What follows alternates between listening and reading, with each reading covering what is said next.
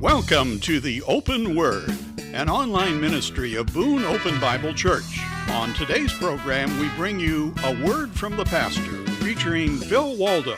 And now, here's Phil. Hey everybody, Pastor Phil here. We are talking about dealing with the overwhelming troubles of life. Last time we took a look at Matthew chapter 8, where Jesus was sleeping in the boat when a furious storm came up. In the story, the disciples turned to Jesus, which was good, but their faith was questionable.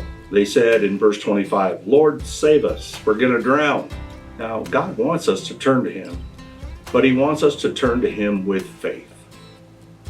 It's okay to admit that life is sometimes overwhelming, and it's okay to admit you feel like you're drowning. In those times, turn to God and lean into your faith.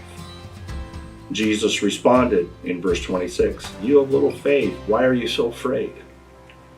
The disciples had faith, but their fear was getting the better of them. I think we are often just like that. It's not that we don't believe, it's that the storms are overwhelming and fear sets in. We get too focused on the storm when we need to be focused on the Lord. There's so much confusion and uncertainty in our world today, and fear is capturing many hearts. We need to look to the Lord and keep the faith. We often think that the opposite of faith is doubt, but Jesus indicates that the opposite of faith is fear. And the root meaning of fear is to shake or tremble.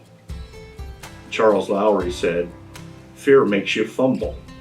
When you're afraid, you tend to not do well.